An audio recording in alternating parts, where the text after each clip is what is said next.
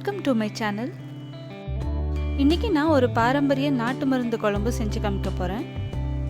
இது நல்ல எதிர்ப்பு சக்தியை அதிகரிக்க உதவுது.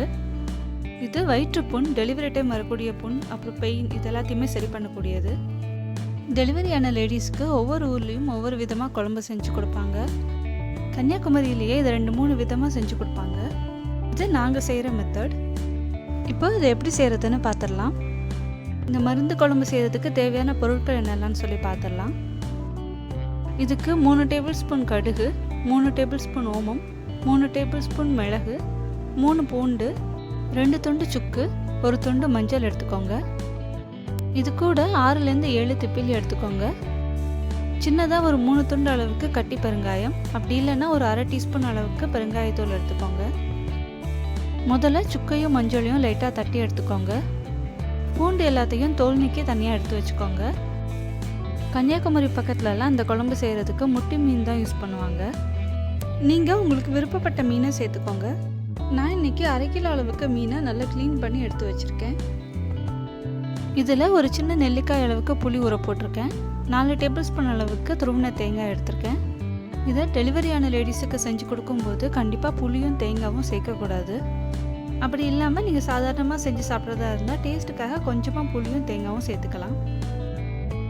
முதல்ல திப்பிலி, காயம், கடுகு, ஓமம், மிளகு, அப்புறமா தட்டி வச்சுருக்க சுக்கு, மஞ்சள், இது எல்லாத்தையுமே சேர்த்து நல்லா அரைச்சி எடுத்துக்கலாம். இதை நல்லா ஃபைனாக பவுட்ரு பண்ணி எடுத்துக்கோங்க. அப்படி இல்லைன்னா பவுட்ரு பண்ணிவிட்டு நீங்கள் நல்லா சலிச்சு எடுத்துக்கோங்க. இது கூட துருவி வச்சுருந்த தேங்காவை சேர்த்து கொஞ்சம் தண்ணி விட்டுட்டு நல்லா ஃபைனாக அரைச்சி எடுத்துக்கோங்க. இது போல் நல்லா பேஸ்ட்டாக அரைச்சி எடுத்துக்கலாம். இப்போ ஒரு மண்சட்டி எடுத்து வச்சுக்கோங்க. இந்த குழம்ப மண்சட்டி யூஸ் பண்ணி தான் செய்வாங்க, அதுவும் விறகடுப்பில் தான் செய்வாங்க. இப்போது நம்மக்கிட்ட விறகடுப்பு இல்லாதனால நான் கேஸ் ஸ்டவ்வில் செய்கிறேன்.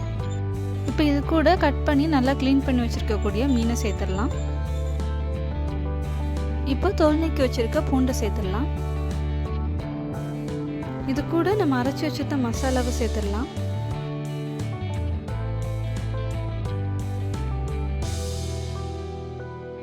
இது கூடவே கரைச்சி வச்சிருந்த புளி தண்ணியை சேர்த்துக்கலாம். தேவையான அளவு உப்பு, தேவையான அளவு தண்ணீர் சேர்த்துக்கோங்க. குழம்பு உங்களுக்கு எந்த அளவுக்கு திக்காக வேணுமோ அதுக்கேற்ற மாதிரி நீங்கள் தண்ணி சேர்த்துக்கோங்க. தண்ணீர் சேர்த்த அப்புறமா இது போல் பொறுமையாக கலந்து விட்டுக்கோங்க. இதை நல்லா கலந்து விட்ட அப்புறம் நம்ம ஸ்டவ் ஆன் பண்ணிவிட்டு குக் பண்ண ஸ்டார்ட் பண்ணிடலாம்.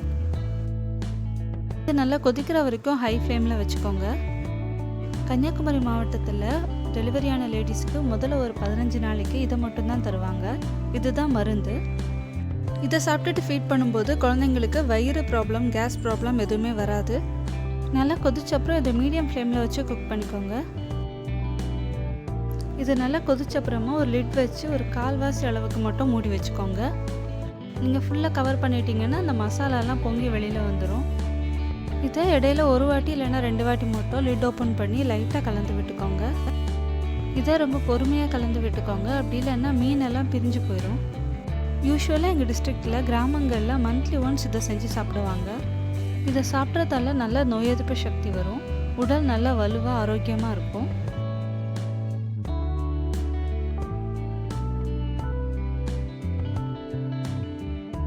இப்போ பாருங்கள், மீன் நல்லா வெந்துருச்சு.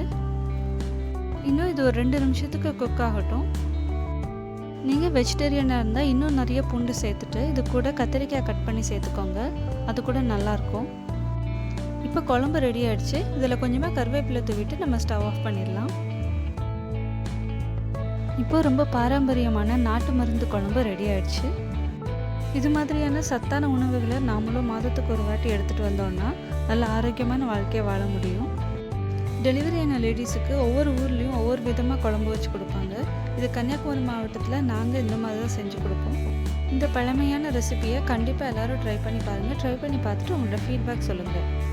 இது வரைக்கும் நம்ம சேனலில் சப்ஸ்கிரைப் பண்ணாதவங்க சப்ஸ்கிரைப் பண்ணிக்கோங்க. மறக்காமல் பக்கத்தில் இருக்கக்கூடிய பெல் ஐக்கானை கிளிக் பண்ணிக்கோங்க.